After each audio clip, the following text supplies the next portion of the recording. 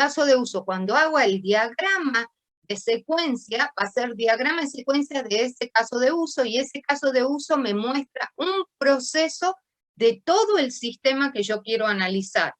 Entonces, los procesos tienen que ir relacionándose entre ellos. Por eso es que es tan cohesivo y bien documentado, porque tenemos muchos artefactos. Entonces, el gestor de proyecto lo que hace es armar este cuadrito o esta matriz que se llama marco de desarrollo. Fíjense que el marco de desarrollo es un artefacto que se construye en la disciplina del entorno. Esta matriz está formada por filas y columnas. Las filas son las disciplinas, las columnas son las fases, y en una de las columnas se escriben los artefactos. Es decir, que este documento, este artefacto, es un documento que me permite a mí ver qué artefactos voy a construir, en qué fase, y qué artefactos los voy a mejorar y refinar, y en qué fase. ¿Está claro? Entonces, todo lo que construyo en la primera fase se refina en la segunda fase. ¿Vamos bien hasta acá? Sí, profe.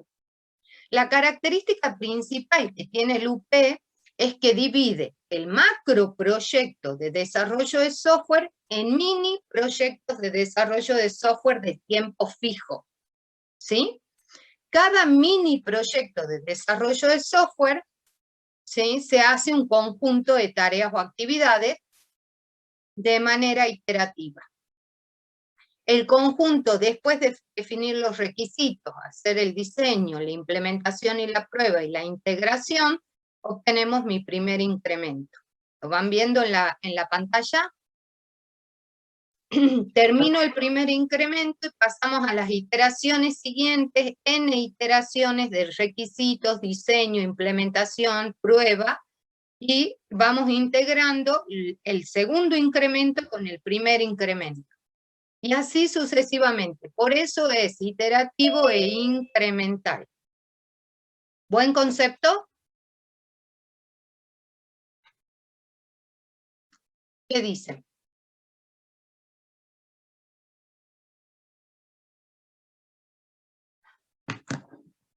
A ver, déjenme 2 segunditos. Voy a ver.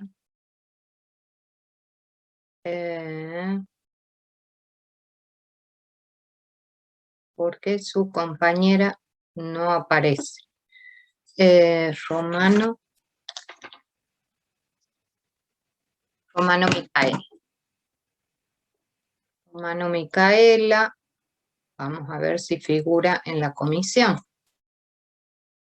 ¿Verdad? ¿Están acá? No. Ay, por Dios. Análisis de sistema, vamos de nuevo. Bueno, ¿cómo la van llevando? ¿Van entendiendo?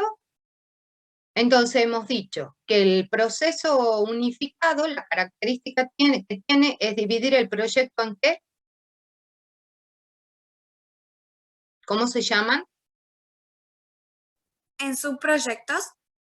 En mini proyectos, ¿sí? O en subproyectos. En mini proyectos de desarrollo de software, cada uno de esos mini proyectos es un incremento, ¿sí? Y para poder ir terminando cada uno de los incrementos, yo tengo que hacer de manera iterativa un conjunto de tareas. ¿Qué tareas son las que desarrollo? Ni más ni menos la del desarrollo de software. Especificar los requerimientos, diseñar, desarrollar, integrar, implementar e integrar los componentes y hasta que llego al primer incremento.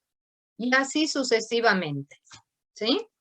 Entonces, de esa manera nosotros podemos ir construyendo de manera iterativa e incremental el proceso de desarrollo, hasta que lleguemos obviamente al grupo o al último de los mini proyectos donde terminamos de desarrollar el proyecto de software. Estamos acá, vamos a ver si Romano Micaela.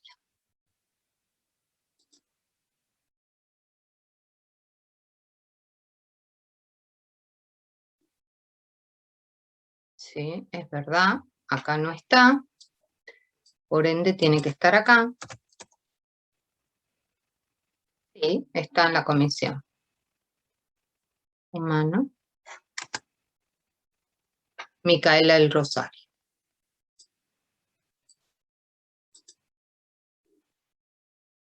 Perfecto. Sí. No, está todo en orden, así que evidentemente tiene un problema ella en su máquina. Pásenle el link, si alguno de ustedes la conoce, por favor, a Micaela, pásenle el link para que se pueda unir a la clase. Sean buenos, ¿sí? Como no tiene clave, puede entrar perfectamente. Bueno, continuamos entonces. Quedó claro el concepto de por qué es desarrollo iterativo incremental, es basado en riesgo, es decir, que utiliza el famoso ciclo o modelo de espiral. Y al mismo tiempo tiene la fase, que son la fase de inicio, que se considera una fase de ¿qué? ¿Alguien se acuerda? ¿Es una fase de requisito la fase de inicio o es considerada como cuál? De factibilidad. Exacto, de factibilidad. Fíjense que es parecida a la fase del ciclo de vida del SDLC, donde la primera actividad era identificar el objetivo, las oportunidades, ¿sí? En realidad los problemas, las oportunidades y los objetivos, donde se hacía el estudio de factibilidad.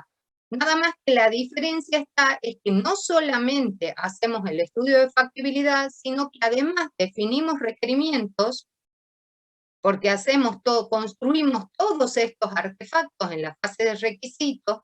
¿Qué artefactos son los que construimos? Construimos el documento, visión y la especificación complementaria, que son plantillas específicas del proceso unificado. Construimos el glosario, que es un artefacto del UML. Construimos el modelo de caso de uso, que es un artefacto que está compuesto por 3 subartefactos, en realidad por 4 subartefactos, que lo vamos a ver ahora en clase. Y después está el plan de proyecto de software y el marco de desarrollo. Es decir, que todo eso construimos no solamente el estudio de factibilidad que se hace en el plan de proyecto de software, sino que construimos todos estos artefactos en esta primera fase, para poder determinar si el proyecto es viable. Si el proyecto es viable, recién se pasa a la fase de elaboración, que es un conjunto, ¿sí?, de implementación iterativa. ¿Qué quiere decir eso? Que no solamente refinan lo que hicieron en la fase anterior, sino que agregan actividades de construcción para el diseño de la solución, para el plan de implementación y para el plan de prueba. Bueno, viene primero el plan de prueba y después el plan de implementación. Una vez que van elaborando, ¿sí?, se va construyendo al mismo tiempo el desarrollo. Es decir, se va desarrollando aquellos artefactos o aquellos casos de uso que tengan menor riesgo. Entonces se empiezan a implementar ya lo que serían los requisitos de menor riesgo y preparar para lo que sería la puesta en punto, el despliegue, la puesta en funcionamiento del sistema. Y la transición es cuando ya se hacen las pruebas beta, se ponen en funcionamiento y empiezan a probarse ya las pruebas beta de los software, las versiones de software, y se hace el despliegue en producción cuando ya se depura el software que no tiene error. Entonces, este proceso se considera una buena práctica de desarrollo de software. ¿Quedó claro? ¿Hasta aquí? ¿Cómo vamos? ¿Vamos bien con el repaso? Sí, profe. Sí, profe. Bien. Recuerden que las disciplinas que corresponden al análisis son el modelo de negocio, los requisitos, la gestión de proyectos y el entorno. Y las fases que corresponden al análisis, es decir, a esta materia, son la fase inicio y la fase de elaboración. Nada más. Todo lo demás lo van a ver en la actividad de diseño o de desarrollo y de implementación. ¿Bien? Con esto terminamos de repasar. ¿Qué es lo que quiero que les quede a ustedes y focalicen ahora? Que hay artefactos que son propios del UML y hay artefactos que son propios del UP. ¿Sí? O sea, de esta metodología. Lo que hace el ARMAN es mezclar el modelado en las actividades de análisis y en las actividades de diseño. ¿Sí? Entonces, no solamente vamos a usar herramientas textuales, sino que también vamos a usar herramientas gráficas.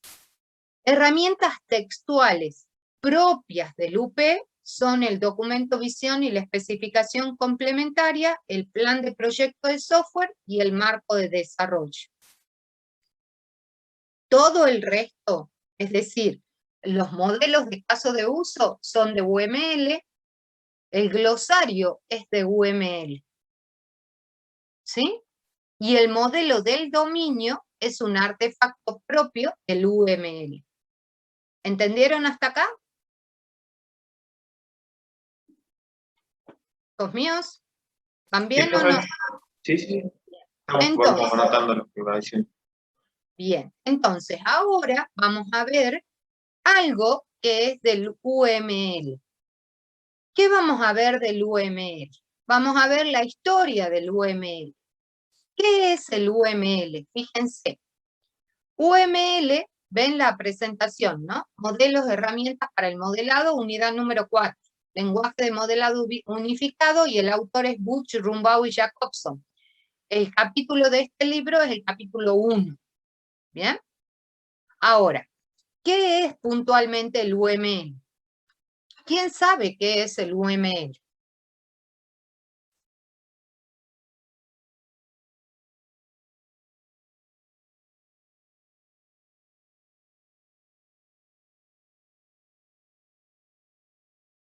¿Nadie sabe qué es el UML?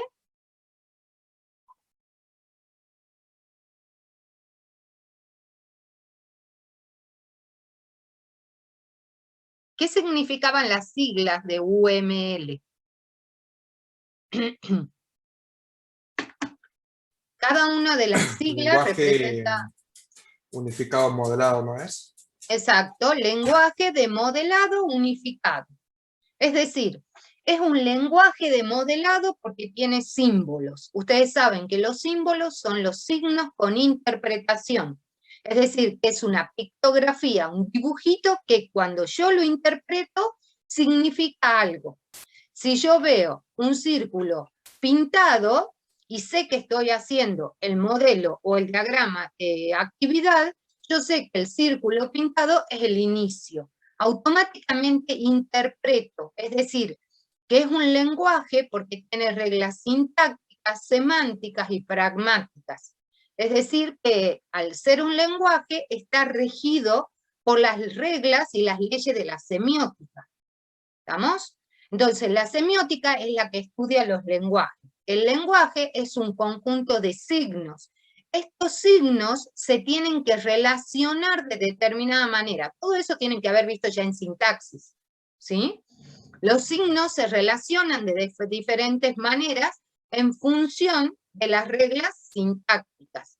Después vienen las reglas semánticas, que son la relación de las palabras. Sujeto, verbo, predicado. En un lenguaje de programación, nosotros tenemos palabras reservadas del lenguaje, que para que puedan funcionar, tienen que estar colocadas correctamente. Si no, ¿qué es lo que pasa?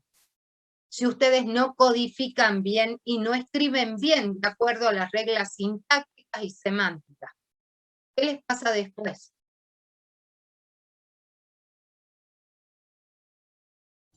No compila. No compila. ¿Por qué? Porque las reglas pragmáticas, es decir, el sujeto procesador, que sería la computadora, porque nosotros cuando vemos un diagrama de actividad, el que procesa esa información es el humano. Pero si fuera la computadora tiene que interpretar el símbolo y transformarlo en una palabra reservada. Por eso es que yo les digo que cuando usamos un software, una herramienta case, el modelado tiene que ser perfecto si yo voy a generar código con esa herramienta case. Porque cuando vaya a transformar esos símbolos en código o palabras reservadas del lenguaje, tiene que ver dónde abren, dónde cierran una estructura. Entonces, cuando ustedes abren un if, tienen que cerrar el if para que el código lo pueda interpretar como que es una estructura de if then else. ¿Me entienden? ¿Van entendiendo o estoy complicada hoy? Me estoy metiendo ya en sintaxis, me estoy metiendo en otras materias. Pero ¿van entendiendo o no entienden nada? Ustedes díganme. Hijos míos, reaccionen, son un montón. Hablen. ¿Puedes repetirlo, profe? ¿Cómo? ¿Puedes repetirlo? Sí. Cuando nosotros tenemos, es UML, porque en realidad nosotros tenemos que, a ver si vamos viéndolo, creo que les va a ser más fácil si los vemos desde la práctica.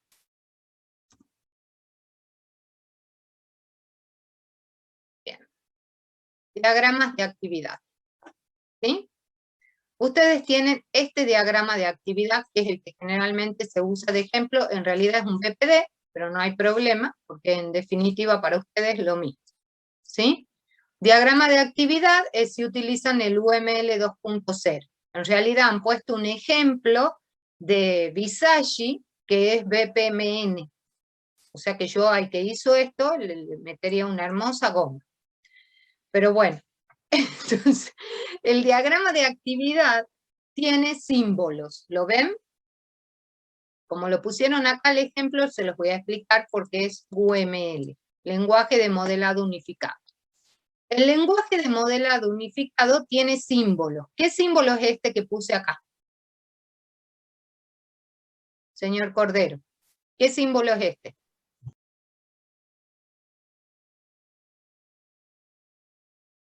Del diagrama de actividad. ¿Alguien sabe? ¿Franco? ¿Caruli? Proceso dice en el chat, profe. Proceso. ¿Es un proceso o es una actividad? Si estamos haciendo el diagrama de actividad. Actividad. El estado de la actividad. ¡No! Estoy, a ver, nos ubiquemos. Estoy en el diagrama de actividades, ¿sí? Entonces no puedo ver estados, porque no es el diagrama de transición de estado, es el diagrama de actividad. Entonces, ¿qué me muestra un diagrama de actividad? Conceptualmente hablando. ¿Cómo? ¿Qué me muestra el diagrama de actividad? Una actividad. ¿Una actividad? Varias. Actividades del proceso de negocio ese que está realizando. Es decir, me muestra el flujo de tareas o actividades que se realizan en un proceso de negocio. Todas las actividades que se realizan en ese proceso de negocio. ¿Está claro? Eso me muestra el diagrama de actividad. Entonces, retomando la idea, tenemos este símbolo que representa. El inicio. Es decir, que cuando ustedes me quieran explicar este diagrama de actividad, tendrían que iniciar por acá la explicación. ¿Sí? ¿Y cuándo finaliza este proceso de negocio?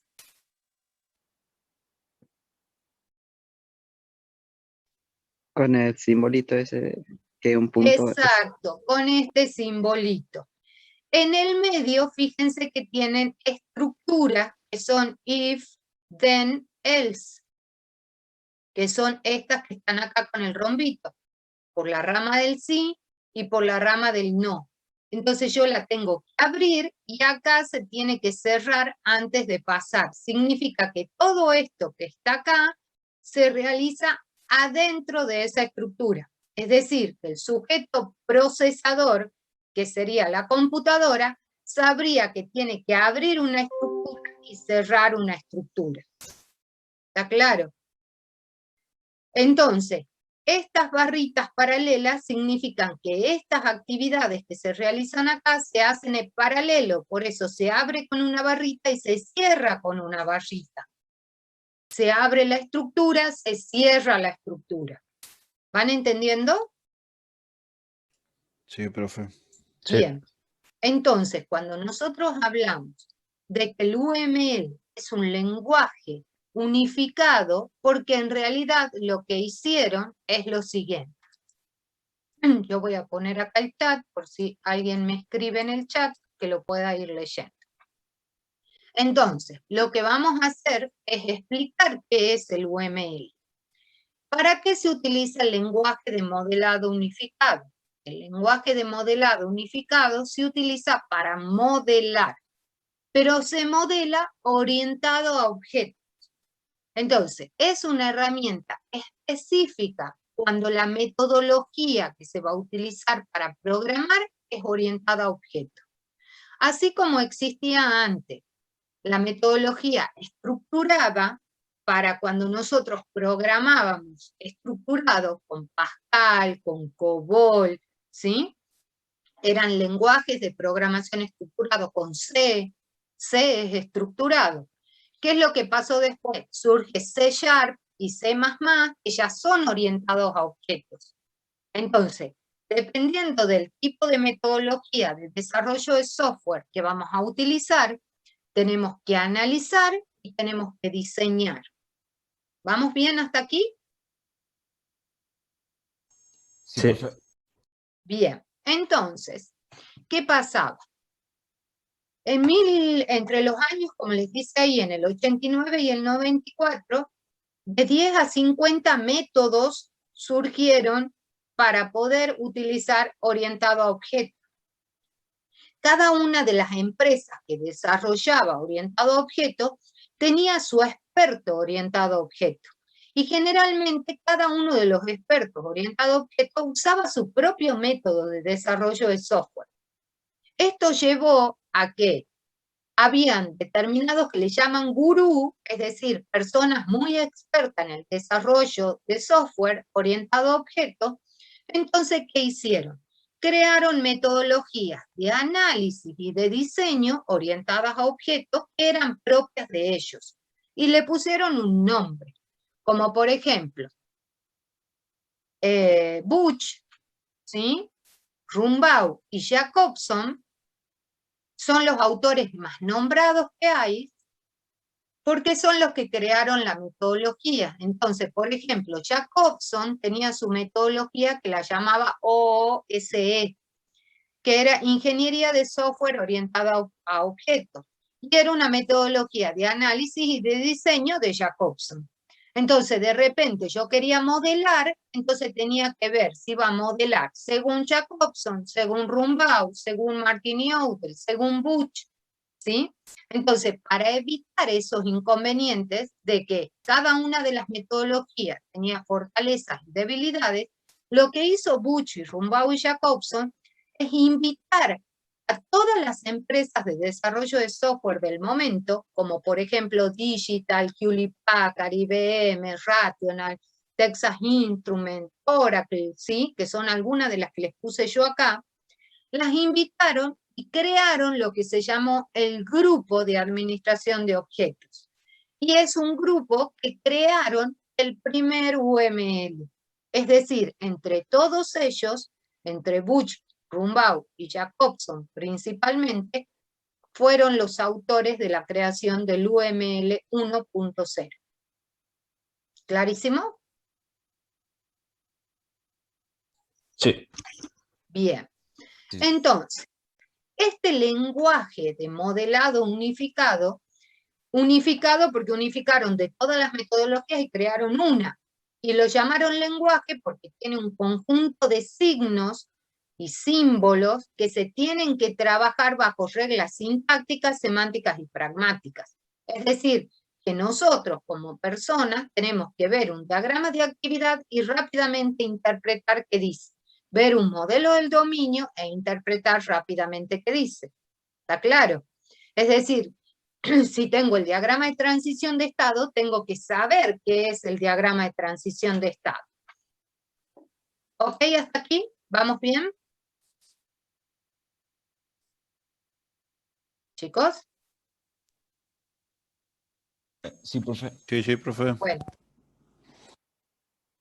Y se comieron una S, dice Patricio. ¿En dónde se comieron una S?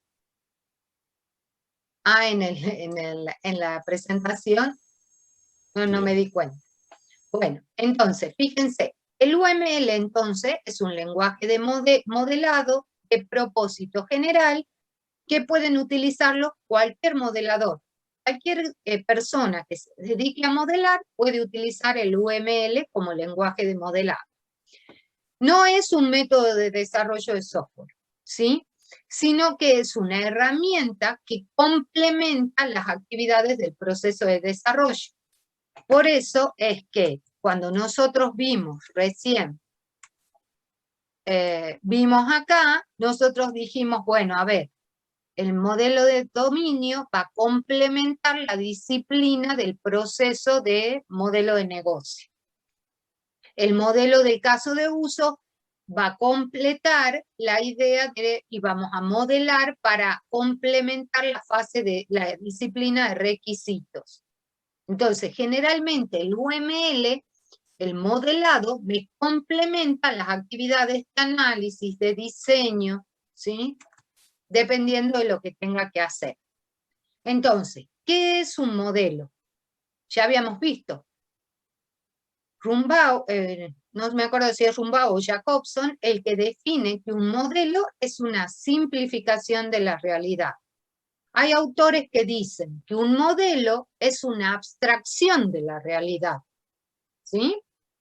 Otros autores dicen que modelar es representar la realidad simplificada. Son todas formas distintas de decir lo mismo. Cuando yo hago una abstracción de la realidad, ¿qué es lo que estoy haciendo? Yo les expliqué, ¿verdad? Cuando yo a ustedes les expliqué esto, ¿qué es esto que están viendo en la pantalla? ¿Qué son? Una pipa. ¿Es una pipa, Martín? En realidad, Julián. Le dicen Sergio. Julián, me dicen. Bueno, Julián, ¿es una pipa o es una abstracción de una pipa? Sería una abstracción porque es una imagen, digamos.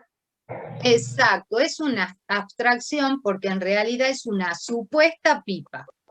El diseñador de la pipa lo que hizo es, primero, representarla gráficamente, después la puede tallar y se transforma en la pipa verdadera. Pero en realidad lo que yo tengo es una imagen, es un diseño, es algo que yo estoy representando gráficamente de lo que sería una pipa. Pero no es la pipa cuando yo la tenga en la mano y ya sea la realidad. Mientras tanto es una imagen, es una abstracción de la pipa. ¿Entienden el concepto? Miércoles la variedad de pipas que hay es impresionante. De todo tipo y especie. Entonces, cuando yo voy a tallar o voy a esculpir una pipa, por decirles algo, yo generalmente lo que voy a hacer es diseñarla, mi pipa. ¿Sí? De la misma manera que hacen los charangos, de la misma manera que hacen las guitarras. Primero generalmente las diseñan y después pasan a ser la realidad. ¿Por qué? Porque hacen una abstracción. ¿Qué significa hacer una abstracción? Significa que yo voy a tomar lo relevante de la realidad, de lo que me gustaría que tenga la pipa, ¿sí? O en este caso, el proceso de negocio, y lo voy a representar gráficamente. ¿Bien? Entonces, lo que hago yo generalmente, esperen 2 segunditos, lo que generalmente hago yo es diseñar antes de pasar a desarrollar o a la acción. Bueno, acá es exactamente lo mismo. UML me permite modelar y construir esos modelos para poder comprender mejor la realidad. ¿Estamos? Construimos modelos de sistemas complejos porque no podemos construir el sistema en su totalidad. Entonces, ¿qué nos conviene? Desglosar el modelo complejo en modelos más pequeños que me permita comprender esa realidad compleja. Es el por qué modelamos. ¿Vamos bien hasta acá?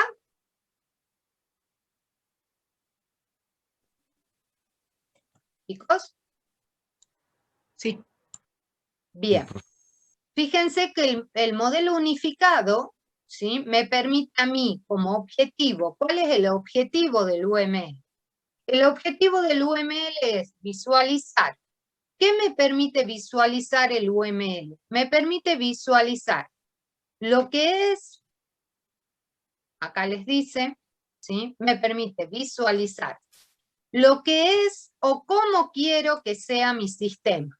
O sea, yo puedo representar gráficamente cómo está funcionando el sistema ahora, o yo hacer reingeniería de proceso y mostrar cómo funcionaría acá en un futuro. Es decir, que muestro cómo debería funcionar. ¿Está claro? Entonces yo voy a visualizar en dos modelos distintos. Uno es cómo está funcionando y otro cómo quiero que funcione. ¿Está claro? ¿Vamos bien hasta acá? Entonces me permite visualizar. Además me permite especificar. Como es orientación a objeto, me permite especificar dos cosas. Por un lado, la estructura, que es lo estático, y por otro lado, el comportamiento, que es lo dinámico del sistema. Entonces yo voy a poder ver la estructura estática del sistema mediante el modelo, por ejemplo, del dominio, y voy a ver con el diagrama de actividad la parte del comportamiento de los objetos, cómo se comportan esos objetos en ese dominio del problema. Entonces yo voy a especificar la estructura y el comportamiento. Así como me permite visualizar, especificar, me permite construir mediante plantillas, ¿sí? Me ayudan a construir el sistema. Y al mismo tiempo me permiten ir documentando todas las decisiones que vamos tomando a lo largo del proceso de desarrollo. Todas las decisiones que hemos tomado en el análisis las tenemos modeladas. Todo lo que decidimos en el diseño lo tenemos modelado. Entonces me permite ir documentando todas las actividades de alguna manera. ¿Clarísimo hasta acá? ¿Vamos bien? Entonces, el objetivo del UML es visualizar, ¿sí?, como les dice ahí, visualizar, especificar, construir y documentar sistemas orientados a objetos o sistemas de software orientados a objetos. ¿Sí? Ahora vamos a ver lo que serían los 4 principios de modelado. El primer principio de modelado es fundamental que ustedes entiendan. Cuando yo voy a modelar, yo no puedo modelar cualquier cosa. Tengo que elegir correctamente el modelo que me represente el problema que quiero graficar. ¿Está claro? Entonces, generalmente yo lo que voy a hacer es abordar un problema. Si yo quiero ver cómo funciona un proceso, ¿qué usarían del UML? Para ver cómo funciona ese proceso de negocio. ¿Qué actividades se realizan? ¿Quiénes las realizan? ¿Qué usarían del UML?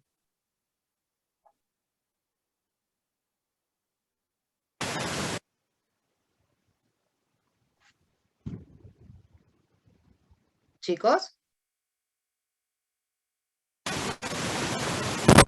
Conectaron por el chat, profe. Bien. Era un diagrama de actividad. El diagrama de actividad, perfecto. Haríamos el diagrama de actividad. Ahora, si yo quisiera, por ejemplo, representar los sistemas y los subsistemas, sus entradas y sus salidas, ¿qué usaría? Diagrama en bloque. Exacto, un diagrama de bloque. Entonces yo tengo que elegir correctamente el modelo en función del problema que quiero abordar, o bien en la forma en que lo quiero solucionar. Entonces, la elección del modelo, ¿sí? La elección de qué modelo crear tiene una profunda influencia sobre el problema que se va a abordar y la forma de solución. Primer principio de modelado. Si no eligen correctamente el modelo, pueden fracasar en el modelado. Segundo principio de modelado.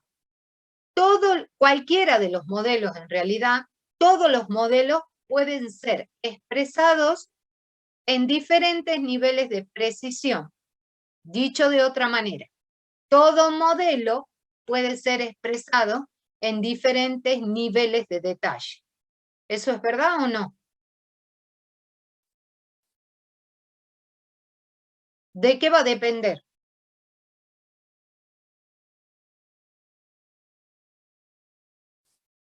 ¿Qué dicen?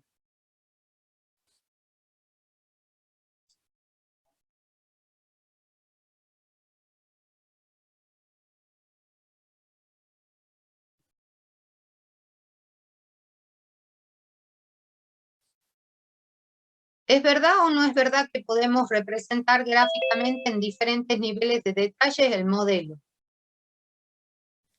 ¿Qué Sí, sí, es opinan verdad. sobre eso? Sí, es verdad, es decir, miren este gráfico, miren este modelo, ¿sí? Tiene en realidad,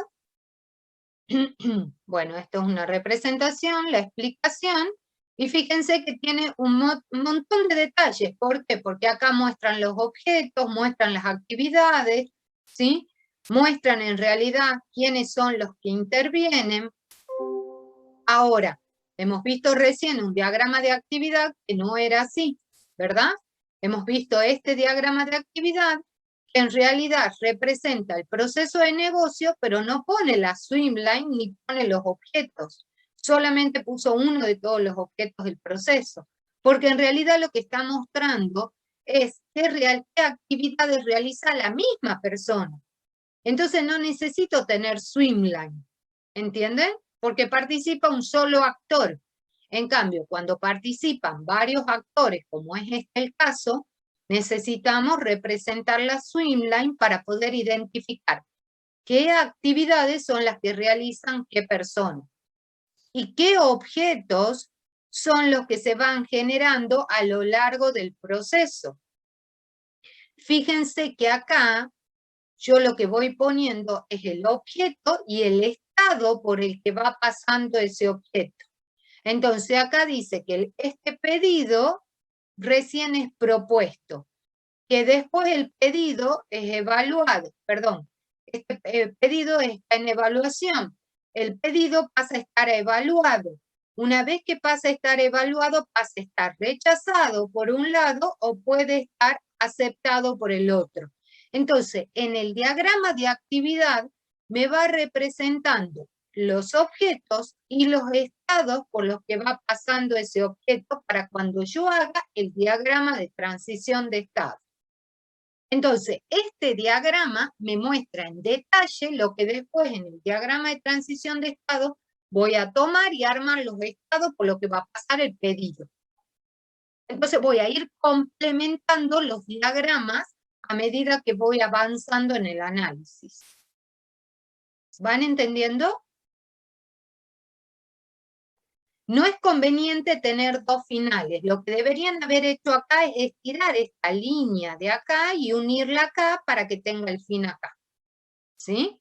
Evidentemente, a veces pasa que ustedes dicen, bueno, finalizamos acá y finaliza acá por no estirar la línea, ¿sí? Porque no se dieron cuenta. Pero en realidad lo que quiere decir es que el proceso finaliza acá.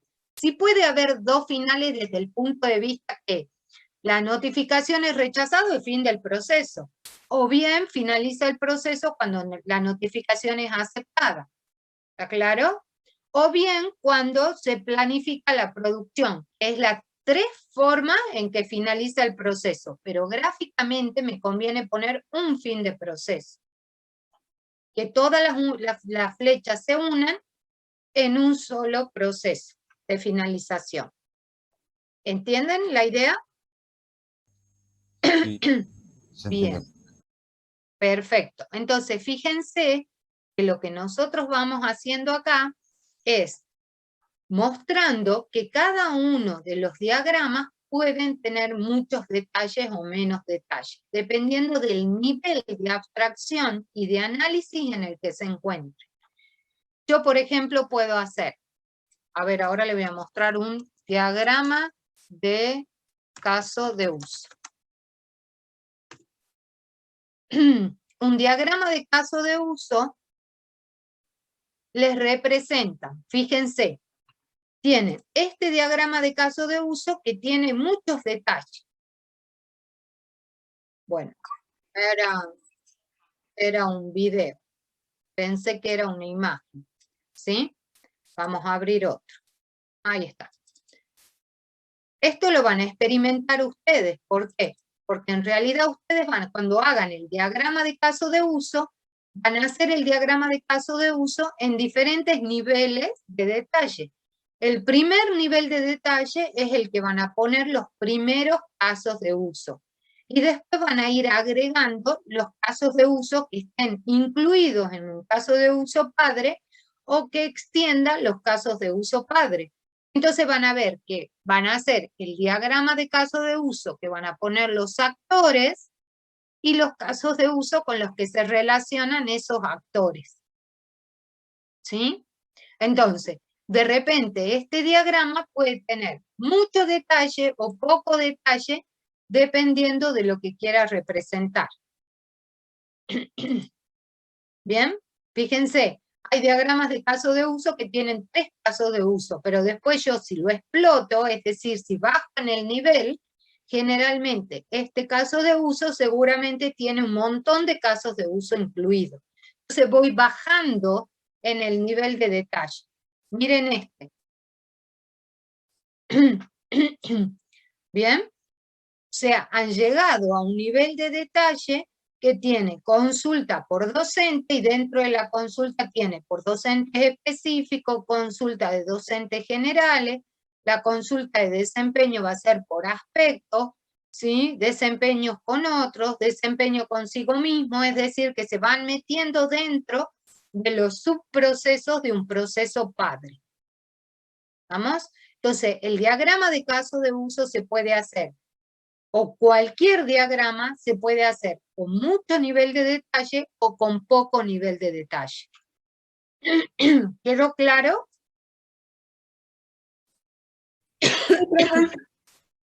Bien. Tercer principio de modelado. Los mejores modelos son los que están ligados a la realidad. ¿Qué quiere decir?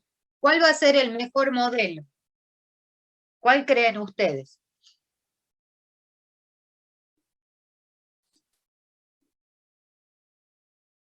El que más se parezca a lo que quieren representar. Si la realidad que ustedes quieren representar tiene mucho detalle, bueno, tendrán que hacer un diagrama con mucho detalle que represente esa realidad que quieren representar. ¿Está claro? Entonces, cuando hablamos de los principios de modelado, vamos a decir, el primer principio de modelado es que tenemos que elegir correctamente el modelo. El segundo principio de modelado es que cualquier modelo puede ser representado en un mayor nivel de detalle o en menor nivel de detalle, o en diferentes niveles de detalle. El tercer principio de modelado es que el mejor modelo es el que más se asemeje a la realidad. ¿Sí? Y el último principio de modelado es que no hay un único modelo, o sea, un único modelo no es suficiente para representar el sistema.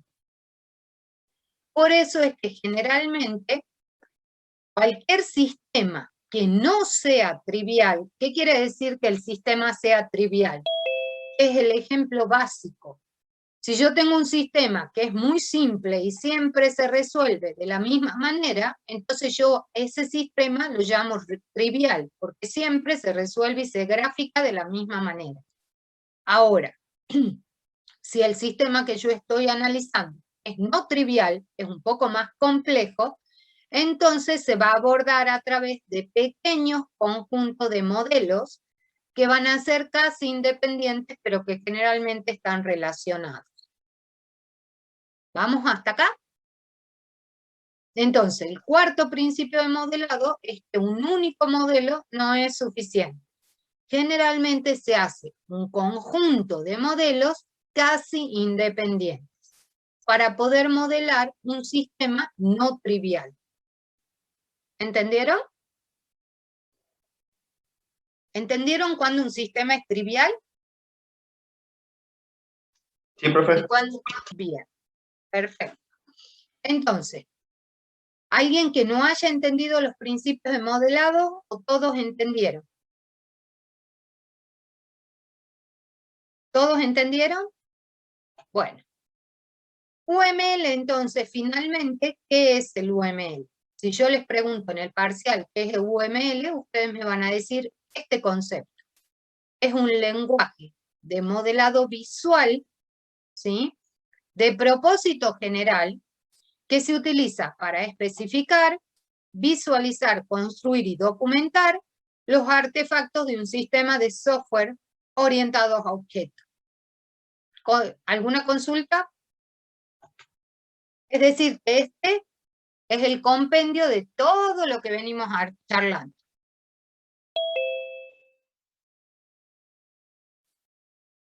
¿Ok? ¿Todos entendieron? Sí, profe. Sí, Muy profe. bien. De momento estamos bien. ¿Cómo? Que de momento vamos bien. Bueno, entonces, como el UML es ese lenguaje que me va a permitir modelar, visualizar, construir, documentar los artefactos de un sistema de software, yo les dije que el UML les permite en realidad especificar la parte estática y la parte dinámica. Entonces acá les dice que capta la información sobre esa estructura estática o de comportamiento dinámico del sistema, donde nosotros sabemos que ese sistema va a ser modelado como una colección de objetos. ¿Está claro? Y que esos objetos van a interactuar de alguna manera para realizar el trabajo. ¿Bien? Y ese trabajo que realizan los objetos sirven obviamente para beneficiar a un usuario que es el que está usando esos objetos. Entonces, la estructura estática del sistema define esos objetos que son los más importantes del sistema y cómo se van a implementar, cómo se van a relacionar entre ellos. Entonces, supongamos que yo digo que estoy en el sistema de la biblioteca.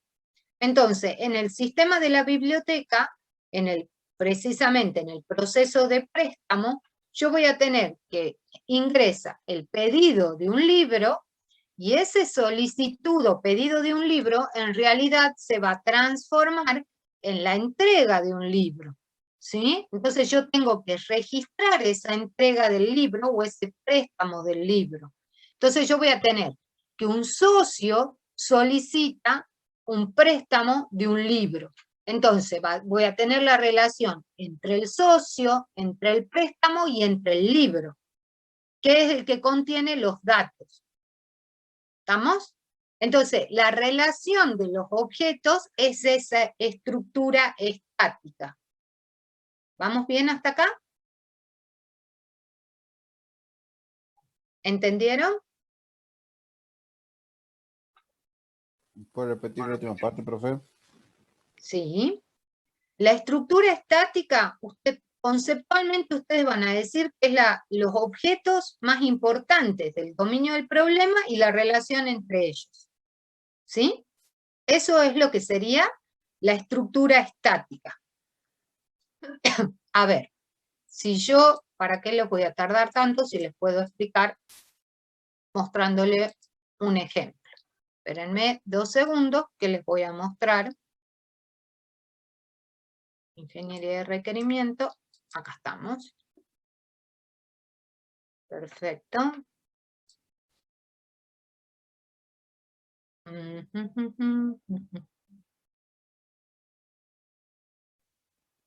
Grabaciones, artefactos.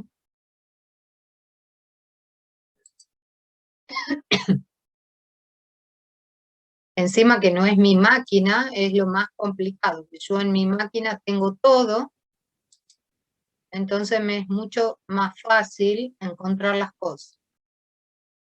Proceso unificado, estoy viendo si tengo el UML, modelo del dominio. ¿Dónde fue a parar el modelo del dominio? Me gustaría saber. Aplicaciones, enunciado de la teoría práctica. Bueno, evidentemente no tengo el modelo del dominio. A ver si hay algún modelo del dominio en internet.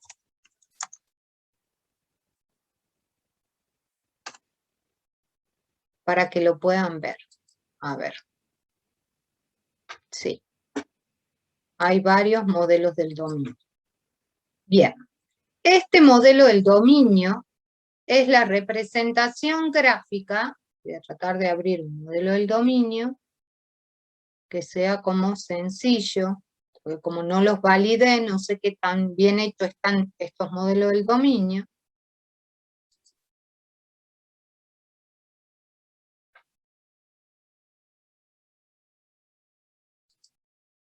Un ejemplo, a ver, veamos esto.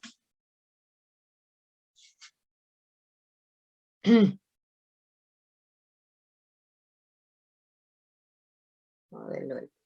ya sé qué voy a hacer.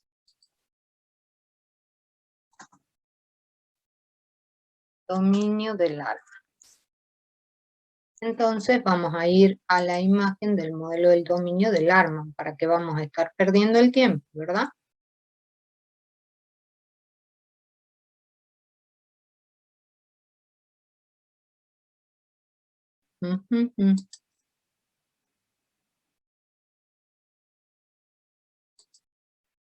Acá tienen en realidad el modelo del dominio que les da el libro en un ejemplito del ARMAN que les da el juego de que ustedes van a tener los diferentes objetos de un dominio del problema. Y les dice que en este caso les muestra el modelo del dominio parcial de un sistema de juego de dados.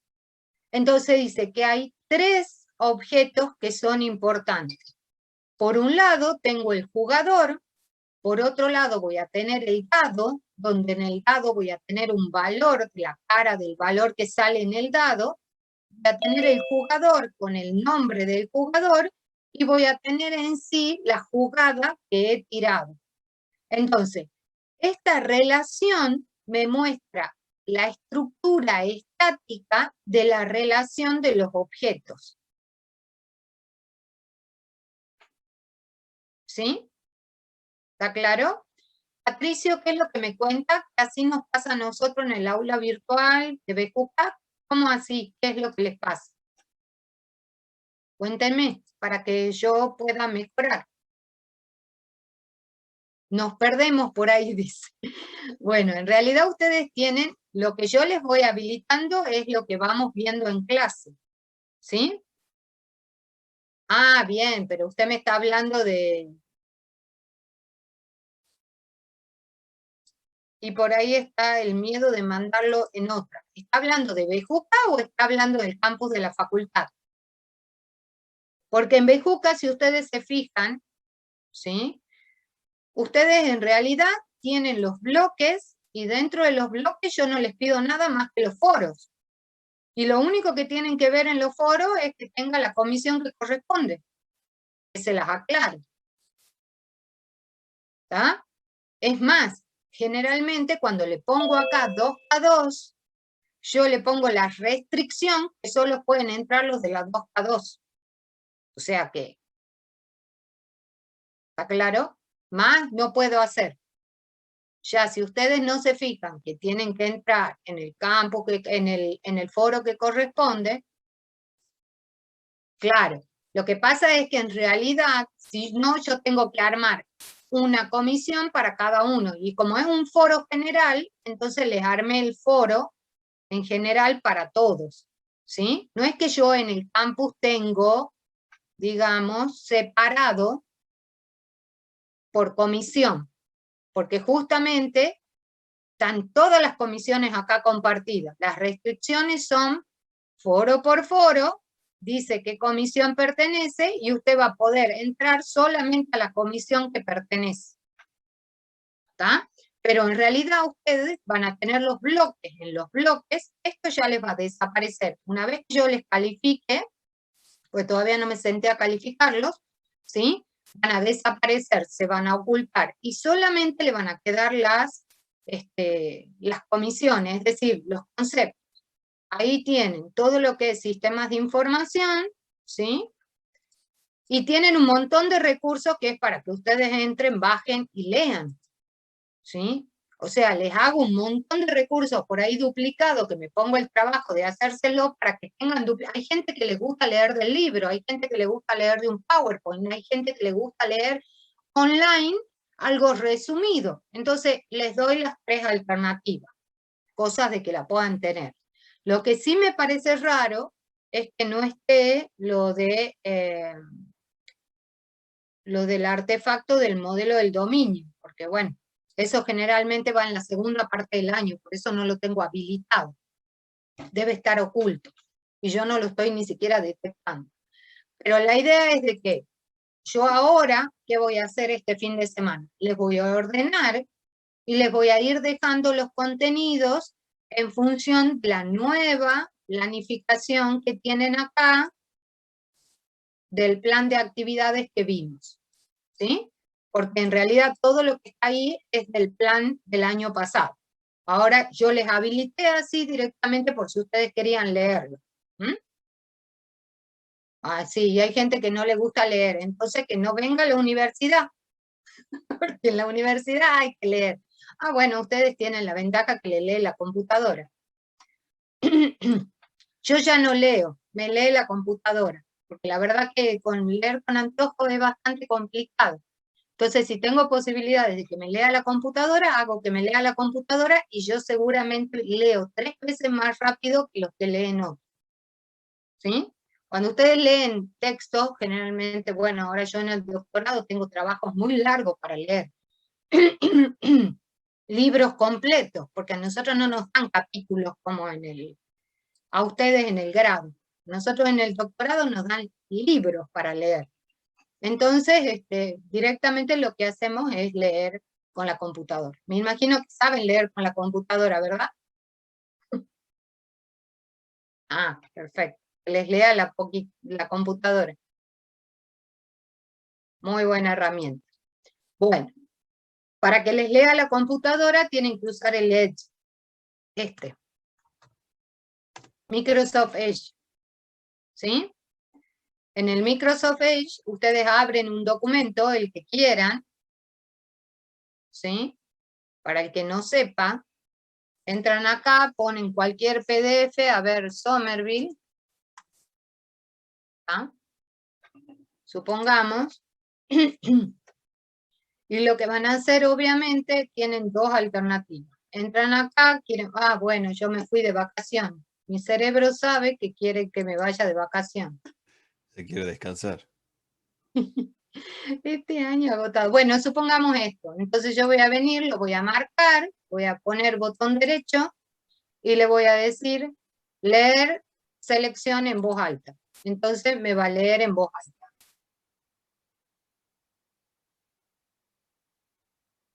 ¿Está? Entonces de esa manera hace que le lea la computadora rápidamente. ¿Ven? Todos los días aprendieron algo nuevo. Trivago. Hacía mucho que no veía Trivago. Con 12.000 pesos me voy a San Pedro. Bueno, cada uno elige el destino que quiere, chicos. Es así la vida. Bueno, vamos entonces a terminar la idea de la clase de hoy. Cuando nosotros terminamos de armar la estructura estática de los objetos y la relación de los objetos, pasamos al comportamiento dinámico. ¿Qué quiere decir el comportamiento dinámico? Es la historia del objeto y a lo largo del tiempo y cómo esos objetos van cambiando de estado a lo largo del proceso. Entonces, generalmente, como veíamos recién en el diagrama de actividad, vimos por qué estados pasa el objeto a lo largo del proceso de negocio. Generalmente puedo verlo en el diagrama de actividad o puedo verlo en un diagrama de transición de estados, donde en el diagrama de transición de estado me voy a focalizar en los estados del objeto. ¿Clarísimo?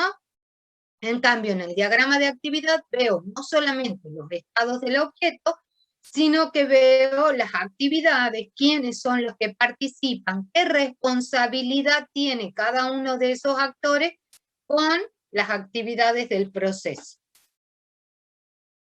¿Bien hasta aquí? ¿Vamos bien? Hijos míos, ¿sí? Bueno, Sí, profe. entonces, fíjense que vamos a tener artefactos de UML y dentro de los artefactos de UML tenemos los que son específicos de la visión estática, que sería la estructura estática, y los artefactos que son específicos de la visión dinámica, que es el comportamiento dinámico del sistema. Entonces, si yo les pregunto, ¿qué es la visión estática? Es la que muestra la estructura estática de los objetos. ¿Qué es la visión dinámica? Es la que me va a mostrar el comportamiento dinámico de los objetos. Entonces, cuando yo hablo de la visión estática, tengo el modelo del dominio. Cuando voy a la visión dinámica, veo todo lo que es actividad dentro, o sea, todo lo que es movimiento, comportamiento, no algo estático, sino algo dinámico. Entonces voy a tener el diagrama de actividad, el diagrama de transición de estado y el modelo de caso de uso. El modelo de caso de uso, como el nombre lo dice, es un artefacto que está conformado por el diagrama de caso de uso, los textos de caso de uso, el diagrama de secuencia de sistema y los contratos. ¿Estamos? ¿Han entendido? Hijos míos, ¿van entendiendo? Entonces, cuando yo les pregunte, ¿qué es el modelo de caso de uso? Ustedes me van a decir que el modelo de caso de uso es un artefacto conformado por los diagramas de caso de uso, los textos de caso de uso, el diagrama de secuencia de sistema y los contratos. Ahora, si nosotros nos fijamos, acá tenemos los dibujitos, yo voy a tener el modelo del dominio, es este dibujito que tienen acá, y qué son los diferentes objetos y cómo se relacionan los objetos o clases conceptuales. Ese es el modelo del dominio, ¿sí?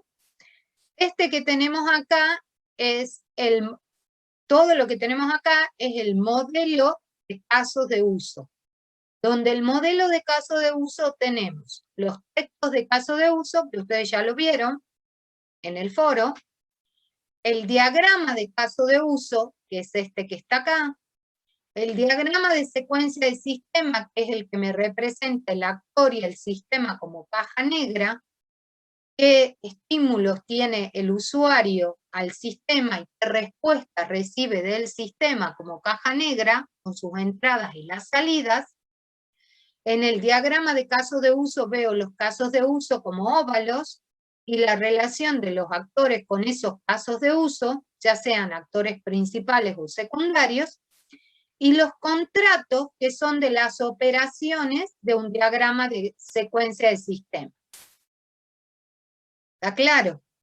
Entonces, el modelo del dominio tenemos una herramienta textual que son los textos de caso de uso, dos herramientas gráficas que son el diagrama de caso de uso y el diagrama de secuencia de sistema, y otra herramienta textual que son los contratos. ¿Bien? el modelo el modelo de caso de uso, en realidad, se utiliza en el marco de desarrollo para la disciplina de requisitos o requerimientos. ¿Vamos bien? El modelo del dominio se utiliza para el modelo del negocio. ¿Vamos? ¿Entendieron? Sí. ¿Todos entendieron? Fíjense que el diagrama de actividad y el diagrama de transición de estado son dos diagramas o artefactos que pertenecen al UML, pero sin embargo Larman no los considera necesarios o útiles de utilizar en el marco de desarrollo. Entonces, Larman no los propone como artefactos para que se realice en ninguna de las disciplinas que tienen dentro del proceso unificado. ¿Sí? Ahora, supongamos que yo soy el gestor de proyecto y yo propongo este marco de desarrollo. Yo digo, bueno, a ver, a mí me gusta más el diagrama de actividad para representar el modelo del negocio, no voy a programar orientado a objeto puro, entonces, ¿qué voy a hacer? Saco el modelo del dominio y pongo el diagrama de actividad. ¿Por qué? Porque yo quiero, porque me parece que es más acorde a lo que yo quiero representar gráficamente. Y ese artefacto quiero que se construya no en la fase de elaboración, sino en la fase inicio. Entonces yo voy como gestor de proyecto armando el marco de desarrollo. ¿Entendieron? Porque el modelo, el marco de desarrollo que está acá, nosotros lo respetamos porque es el que da el libro, el autor. Está claro, pero cuando ustedes sean profesionales, ustedes van a armar su propio marco de desarrollo como gestores de proyecto. ¿Alguna consulta hasta acá?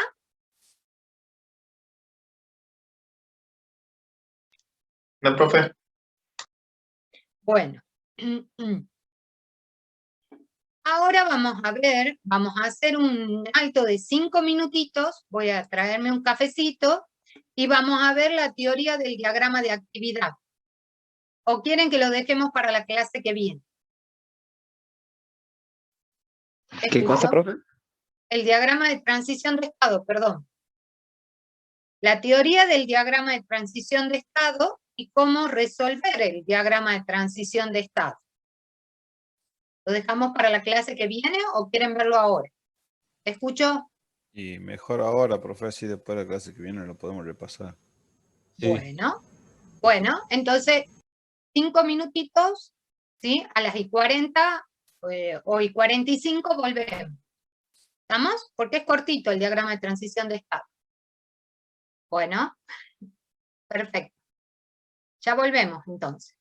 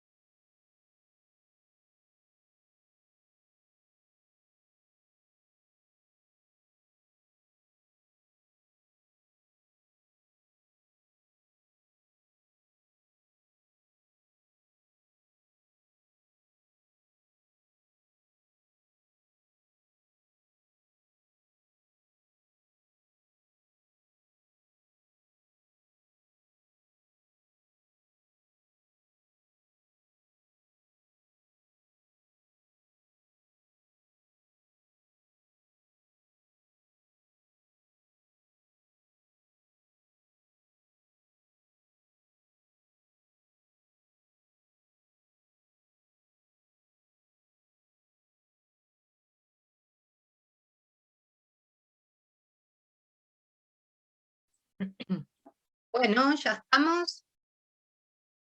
¿Están?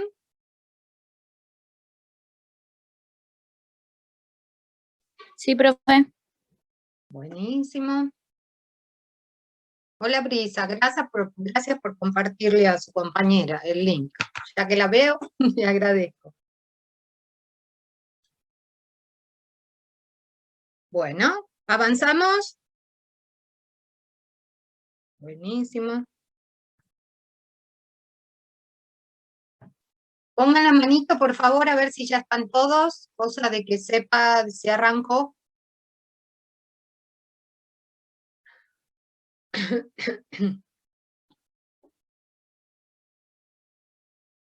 Bueno.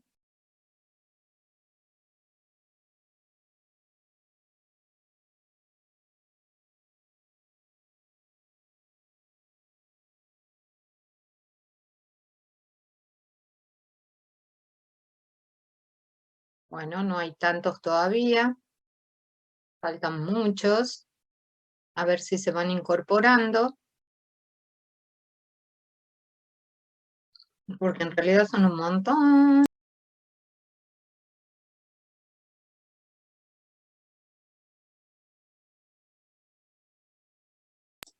Bueno, no están todos todavía, pero